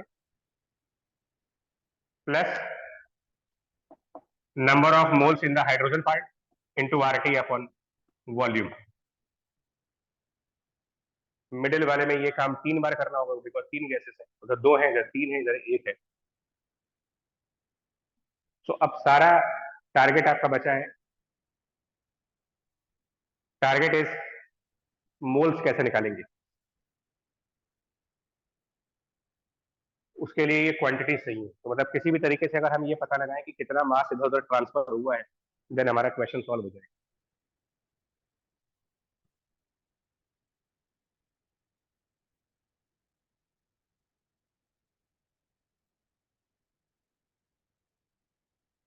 अब ये थोड़ा सा दिमाग लगाना है कि ये होगा मतलब कैसे, मतलब ये चीज निकालेंगे कैसे, जो क्वेश्चन है उसके हिसाब से। इसमें सॉरी,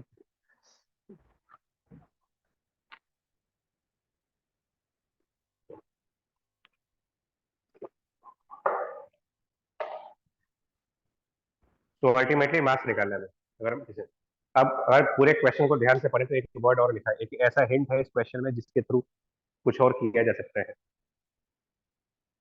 मतलब ये तो मैंने आपको बताया कि जो गैसेस के लॉज है वो लगा रहा हूँ मैं, कहीं पर डॉल्टन्स, कहीं पर बॉयल्स, ये सारे जो लॉज पढ़ते हो आप, ये सब पार्शियल प्रेशर का कंसेप्ट केमिस्ट्री में भी पढ़ाया गया। मेन टारगेट बचा है how to find the transfer of mass. Question में एक लाइन लिखी गई है, फाइनली हम इक्विलिब्रियम आ चुका है। तो यहाँ पर इक्विलिब्रियम किस सेंस में कहा जा रहा है, क्वेश्चन की आखिरी लाइन पढ़ोगे तो आखिरी लाइन में लिखा है कि सिस्टम इक्विलिब्रियम पर आ चुका है। तो इक्विलिब्रियम मीन्स विच सेंस, किस सेंस में इसको इक्विलिब्रियम कहा जा रहा है।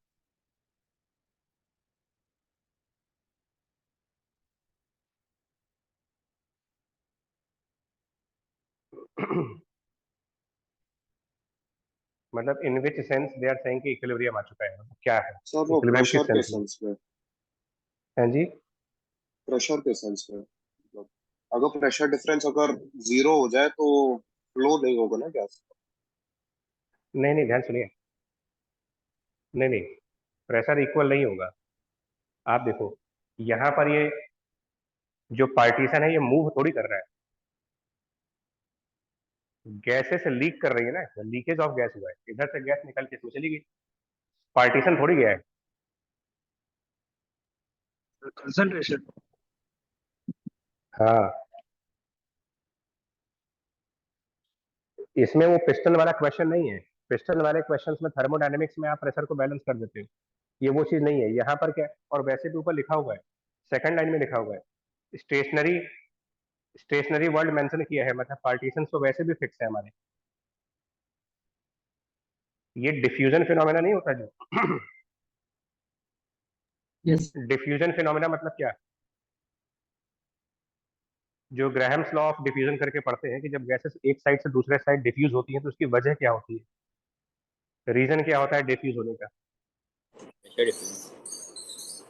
तो डिफरेंस इन कंसंट्रेशन होते हैं कि कंसंट्रेशन डिफरेंस की वजह से वो एक साइड से दूसरे साइड चले जाते हैं। तो इक्विलिब्रियम का मतलब फाइनली इधर का कंसंट्रेशन, इधर का कंसंट्रेशन और इधर का कंसंट्रेशन, यानी कि density, concentration on this side, on this side, on this side must be same value. मतलब कि देखिएगा H2 पार्ट का कंसंट्रेशन, H2 पार्ट का कंसंट्रेशन मतलब number of molecule. Number of molecule कैसे निकालेंगे? H2 पार्ट के number of molecule. Left side में H2 की क्वांटिटी पता है आपको, 30 माइनस x1 माइनस x2। इसका मॉलिक्यूलर वेट ग्राम्स में,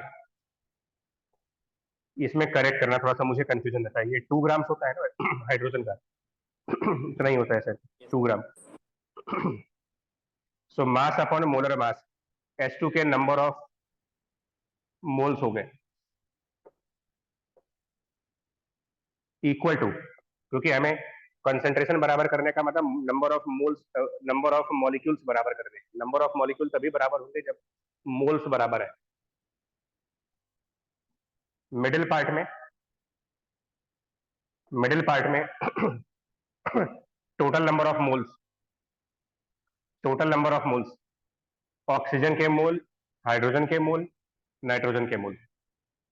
ऑक्सीजन हो गया 160 ग्राम, तो 160 डिवाइडेड बाय इसका 16 लेते हैं या 32 लेते हैं? 32 प्लस नाइट्रोजन, मोलर मास एक बार आप कंफर्म कर लीजिएगा, प्लस और क्या है, हाइड्रोजन। एक इक्वेशन ये बन जाएगी।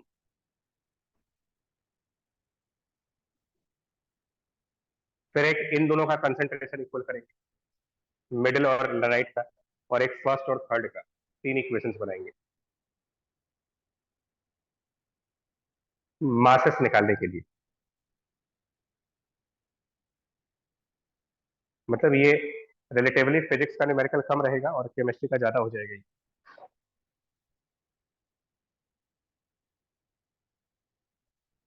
इसको, इस क्वेश्चन को असाइनमेंट पे रखने का मेरा पर्पज कुछ और है। पर्पज ये है, सिर्फ आपको ये याद दिलाने का पर्पज है, वैसे याद भी होगा कि मिक्सचर ऑफ गैसेस में अगर प्रेशर फाइंड करना हो, आप मिक्सचर ऑफ गैसेस में प्रेशर फाइंड करना हो तो वही डाल्टन लॉ लगाते रहिए। ये जो डिफ्यूजन का कंसेप्ट है वो एक सिर्फ एक मतलब इस बहाने से क्वेश्चन दिया गया है क्योंकि डिफ्यूजन फिजिक्स सिलेबस में नहीं आता, बट ये कंसेप्ट हमारे सिलेबस में आता है कि मिक्सचर ऑफ गैसेस है और उसमें हमें प्रेशर फाइंड करने को कहा जाए तो वो मोल्स के अकॉर्डिंग निकाल सकते हैं। अब 2-4 क्वेश्चन और देखने हैं टाइम के हिसाब से।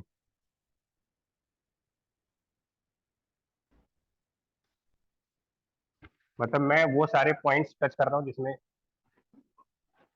क्वेश्चंस की फ्रेमिंग की जा सकती है। जहां से 9th नंबर क्वेश्चन भी अपने आप में एक अलग तरीके का क्वेश्चन है कि एक प्लेनेट है जिसका मास m है, m मास की कोई प्लेनेट, और उसके सराउंडिंग में एटमॉस्फेयर है, surrounded by the atmosphere of constant density, और एक गैस है उसमें, मतलब इसके चारों तरफ एटमॉस्फेयर है। ये बेसिकली आपको बता रहा है कि जो आप एटमॉस्फेरिक प्रेशर बोलते हो, मतलब हम जब ये कहते हैं कि एटमॉस्फेयर का प्रेशर इतना है, तो बेसिकली एटमॉस्फेयर का प्रेशर आता कहां से है? किसी भी प्लेनेट पर एटमॉस्फेरिक प्रेशर जनरेट कहां से होता है, उसके पीछे कहा गया है हर एक प्लेनेट के सराउंडिंग में कोई ना कोई एटमॉस्फेयर होगा, उस एटमॉस्फेयर में कोई गैसेस होंगी। तो इसमें वही चीज कही गई है कि जो एटमॉस्फेयर आपने लिया है उसकी हाइट h है, h हाइट का ये एटमॉस्फेयर है, इसमें मोलर मास म्यू है, और टेम्परेचर वगैरह सब दे रखा है इसका।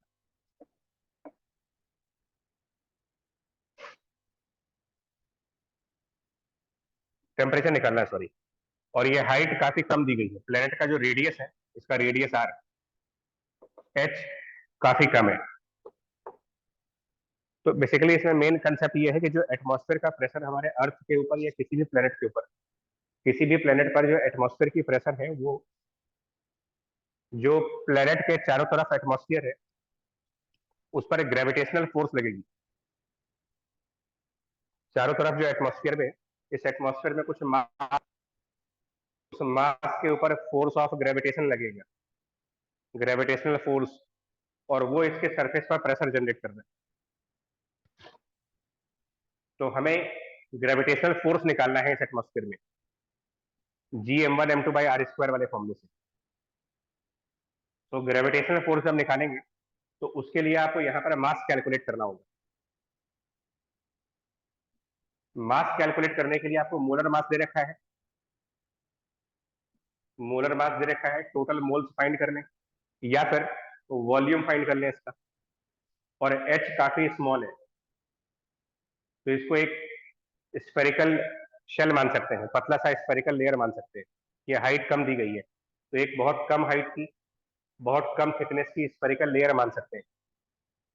और बहुत कम हाइट की स्फेरिकल लेयर मानने पर इसका जो वॉल्यूम पार्ट होगा वो 4πr², जैसे कई बार हमने इंटीग्रेशन किए हैं कि इसको r मान लेते थे, इसको dr मान लेते थे, तो volume 4πr² multiplied by dr, dr की जगह h,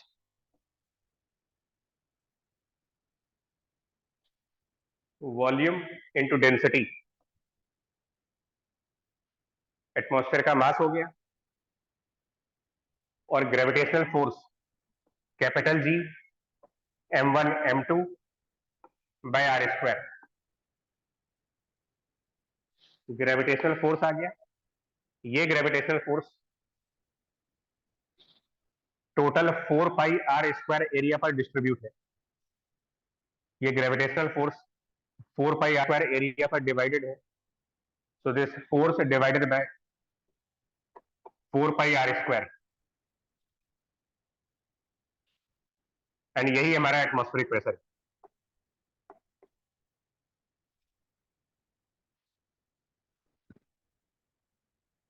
तो ये इसके बारे में दिया गया है कि मतलब आप एटमॉस्फेरिक प्रेशर कहां से जनरेट करते हैं।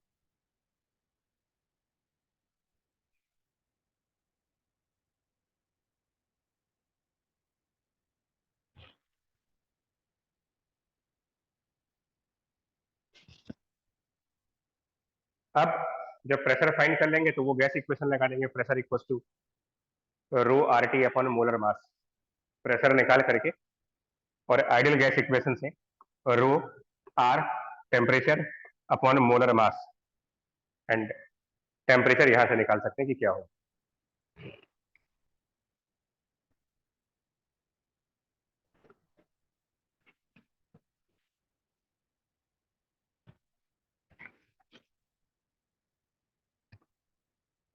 एट्थ नंबर क्वेश्चन में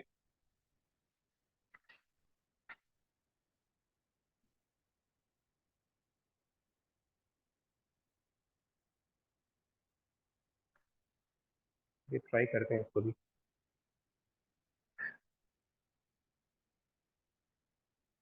ये एक लीकेज ऑफ गैस का क्वेश्चन है, लीकेज ऑफ गैस।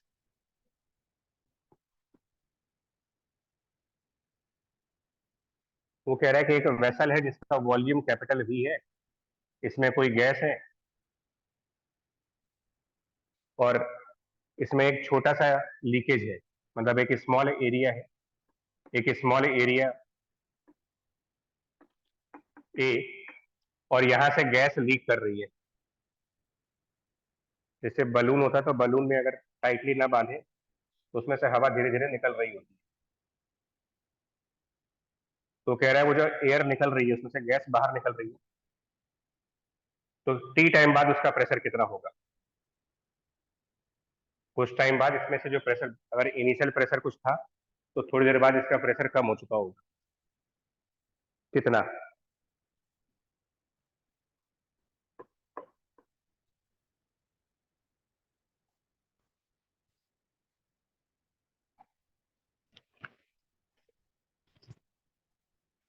तो मान लेते हैं कि T सेकंड्स बाद, लेट T सेकंड्स के बाद pressure is capital P, suppose के प्रेशर इज P, और जो मॉलिक्यूल जा रहे हैं, जो मॉलिक्यूल इस एरिया में से निकल रहे हैं, मान लेते हैं कि उनकी स्पीड v है, एग्जिट स्पीड v मान लेते हैं। इसमें भी हमको समझना ये है कि जो गैस इक्वेशन होती है PV इक्वल टू nRT, उसमें इस यहाँ पर वेरिएबल चीजें क्या है। एक बात मैं फिर क्लियर कर दूं, आज के जितने न्यूमेरिकल है इसमें कोई थर्मोडायनेमिक प्रोसेस नहीं हो रही है, गैसेस की प्रॉपर्टीज के ऊपर क्वेश्चन चल रहे हैं। हमारे पास एक इक्वेशन है PV इक्वल टू nRT, मुझे जानना ये है कि इसमें से क्या चीजें वेरी कर रही है। V गैस की क्वांटिटी कम हो रही है, बट गैस अभी भी उसी कंटेनर में है जिस कंटेनर में पहले थी। एंड गैसेस के बारे में क्लियरली कहा जाता है कि गैस का अपना कोई वॉल्यूम नहीं होता, उसको जिस कंटेनर में रखते हैं वही उसका वॉल्यूम है। तो गैस अभी भी पुराने कंटेनर में ही है, अभी भी ये गैस उसी कंटेनर में है जिसमें पहले थी। So no change in volume, no change in temperature, no change in R, and if pressure is changing it is clearly because of moles, number of mole कम हो रहे हैं। गैस जब लीक करेगी तो उसके अंदर नंबर ऑफ मोल्स कम होते चले जाएंगे। तो अगर हम नंबर ऑफ मोल्स कम होने का तरीका ढूंढे कि वो कैसे कम हो रहे हैं, तो इसको फ्लूइड मैकेनिक्स से कंपेयर करें। किसी भी एरिया से और अगर v स्पीड से, एरिया और v से गैस बाहर जा रही है अगर, तो उसका volume flow rate is area into velocity. इसमें डेंसिटी मल्टीप्लाई कर दे, it becomes mass flow rate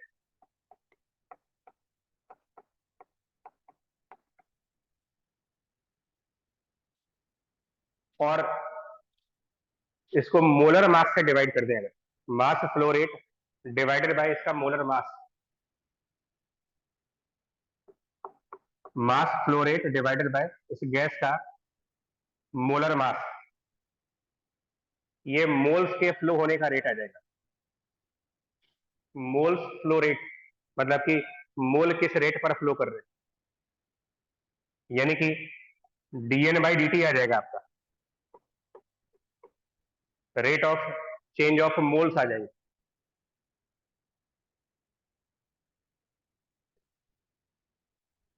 क्योंकि मोल्स डिक्रीज हो रहे हैं, यहां पर कम होते जा रहे हैं, तो minus sign, because moles are reducing. Now dN/dt यहां से निकालेंगे, PV इक्वल टू nRT को डिफरेंशिएट करके। PV इक्वल टू nRT को जब डिफरेंशिएट करेंगे तो V into dP/dt is R into T and dN/dt। यहां से dN/dt की वैल्यू मिलेगी।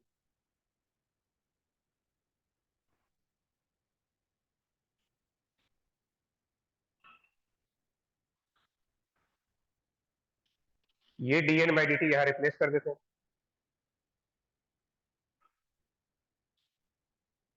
जो ये dN/dt निकाला गया यहां पर, इधर से जो dN/dt आ रहा है उसको इसमें रिप्लेस कर देते हैं।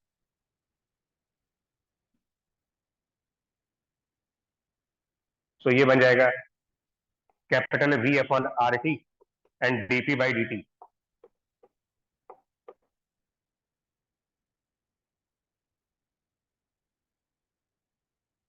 एंड RT राइट साइड पर ट्रांसफर कर दें और ये V भी राइट साइड कर देते हैं। R into T multiplied by rho and divided by V. So it becomes rho multiplied by R multiplied by T divided by V. Rho RT by V, ये pressure of gas बन जाएगा। Now it becomes pressure of the gas and then उसके बाद dP by P equal to minus AV upon molar mass into dt। इसको integrate करेंगे pressure की value P naught से P तक, टाइम की वैल्यू 0 से टी तक। तो pressure as a function of time आएगा इसमें।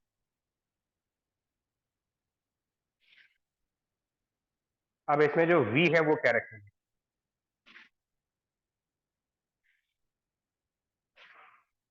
ये जो v है वो क्या रखें? Most probable.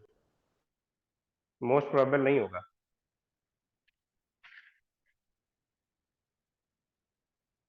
एनर्जी के अलावा अगर कभी भी आपको स्पीड की जरूरत पड़ रही है गैसेस की, नॉट टेक एवरेज स्पीड, सिर्फ एनर्जी निकालने में हम आरएमएस स्पीड का यूज करते हैं। और अगर mean free path, collision frequency, flow हो रहा है गैस, इन सब में जब स्पीड निकालने की बात हो रही है तब आप यूज करते हो उसकी एवरेज स्पीड।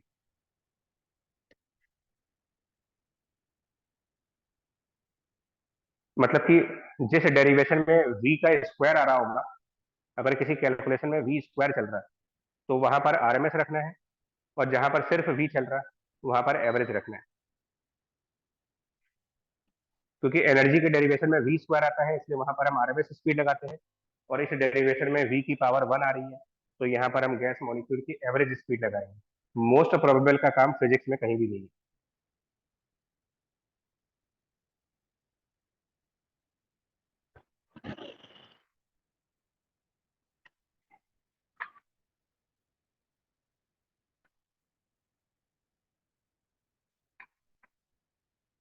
ठीक है, अब ये 3-4 यार कल डिस्कस करेंगे, आज नहीं हो पाएंगे ये, क्योंकि ये भी सब केटीजी के हैं क्वेश्चंस, बट एक बार ट्राई भी कर लीजिएगा। कल वाली क्लास में इसको कंटिन्यू करेंगे सर। ठीक है, thank you. Thank you, sir. Thank you. Thank you, sir.